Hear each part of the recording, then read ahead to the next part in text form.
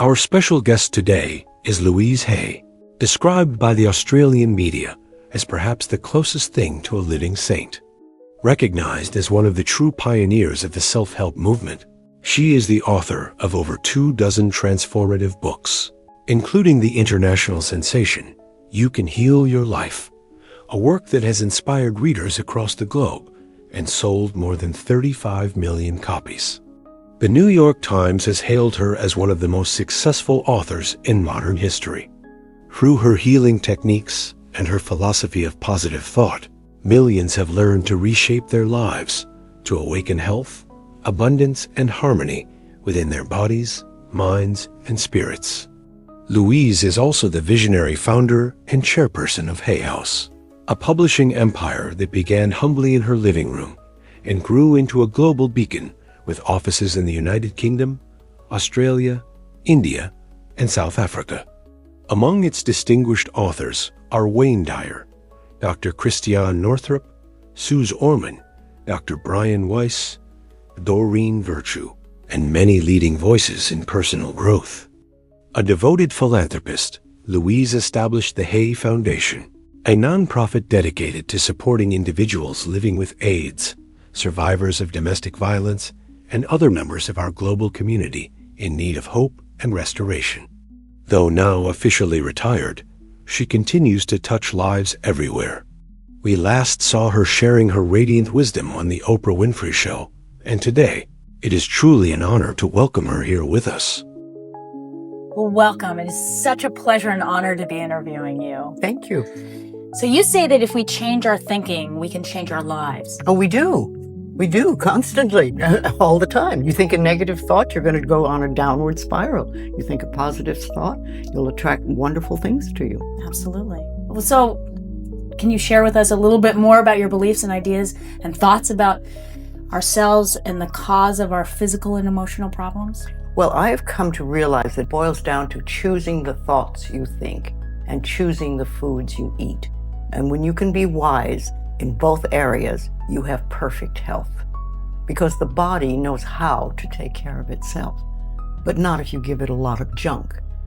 Right. And not if you give yourself a lot of junk thoughts. So it's a clearing. It's clearing the weeds from the area, from the mind, and from the soil. And well, I couldn't agree with you more. I've been following your work for years and years, and so. But for those of people that have tried to change their thinking but seem to be stuck, and can you give them some advice to help them to be more positive or to get through? Well, those I don't places? think that they've been trying and they're stuck. I think they just haven't tried. Because if you will practice this, even a small amount, it makes a difference. I have a simple exercise I give everybody, and some people say, oh, that's so stupid, it's so silly. But I ask them to look in the mirror, especially first thing in the morning, and just look in their eyes and say their name and say, I love you. I really, really love you. And this is enormously hard for most people to do to begin with. But as you continue to do it, it makes a big difference. You see, life loves you. Life really loves you. But if you don't love yourself, it's very hard for life to bring you the goodies because you've got this wall up. Mm-hmm. So when you can learn to love who you are, and that's the way you were born. When you were a little tiny baby, and when I say you, I mean everybody listening to this, we all adored ourselves. We loved our bodies. We loved every part of ourselves.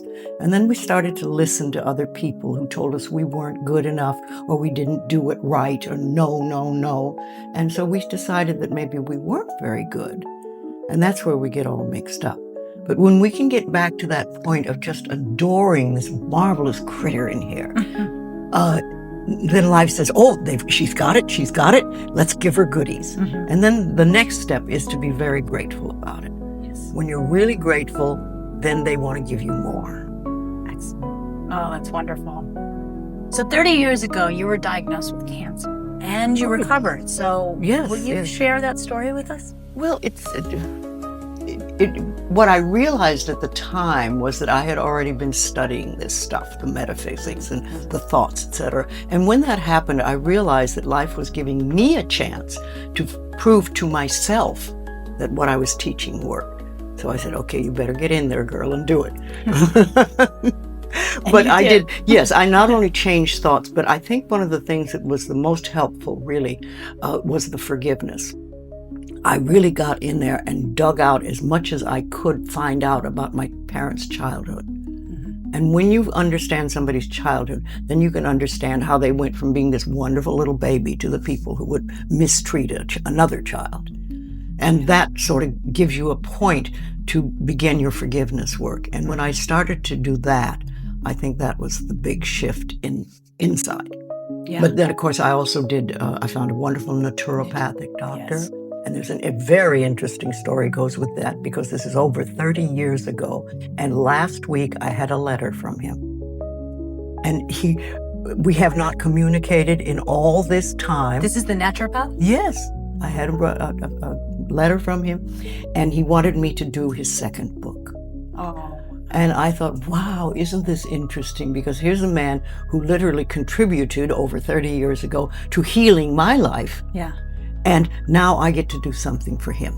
That's so beautiful. So we said, Comes full circle, yes, right? full circle. So That's I'm going to wonderful. do whatever I can for him. So we had the manuscript come, and we've gone over it, and we really like it, and it's wonderful. That's beautiful. And you can't make this stuff up. No, you can't. When life has an opportunity and wants to present to you, it's there. Well, it's interesting. My ex-husband had cancer, and Mm-hmm. we did very similar things. It was the food, it was the lifestyle, it was looking at yourself in the mirror, looking at the history and where you come from. So I remember beautiful beating story. a lot of pillows. yes, exactly. There you go. So Hay House South Africa gives 100% of its profits back to the people of South Africa. Yes, to the NOAA group. Okay. Yes, and which it's is for- specifically to the 800,000 children orphaned from the AIDS epidemic. Yes, we can't do them all. I mean, that's a lot of people, but we No. take whatever profits we have and we give it to one of the NOAA groups Right. there. Well, what drew you to this cause? Why South Africa? I've been working Why- with AIDS since day one. I know you have a power. You've had a powerful. I didn't effect. ask for it, but life said, "Here, you handle this Yeah, one." right. In a time when nobody knew anything, nobody People knew were it. scared. Oh, they were terrified. They wouldn't touch each other. They were. Oh, Yeah. it was so silly. I wouldn't get into that. But I knew I would never get it. I knew Right. that, and I just treated people as people. But so I've been with AIDS since day one, and all AIDS things sort of touch my heart. Oh, it's so beautiful. Yes, I have a small foundation, and I call it heart money, because when I hear of something that touches my heart, then I give what I can to them. That's fantastic. So, since we're here at the Spiritual Cinema Circle, we have to ask you about movies. When did you first fall in love with movies? Oh, well, this is interesting because I grew up in the Shirley Temple era. When everybody all the kids at school went to see Shirley Temple whenever it came out, and they'd all come and they'd talk. But I never went to a movie, never went to one movie in my entire childhood, with one exception. I had a very bad toothache one day, and it must have been really bad for them to take me to a dentist and spend money. And they pulled my tooth, and I was so frightened that I fainted. And I remember waking up and I was having my face slapped by my stepfather, not the dentist. And then That tells us a lot about your history. and then he took me to a movie, and it was The Bride of Frankenstein. Wow. So that is really strong in my consciousness Yeah. for a long time. It's the only movie I saw till I grew up.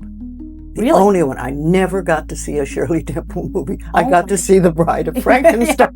I don't blame you for being a little bit not so interested in going, but you must have some favorite all-time movie. I mean, there must be something that you Harold and Maude is probably Really? my favorite all and inspired and touched But you. a lot of it. Yeah? I've seen it, 40 times. Really? Yes. Yeah. What inspires you about that movie? Well, it's just a charming movie. It's very, very charming, and it's funny, and it's goofy. Yeah. And, there's a lot of movies that I've liked over the time.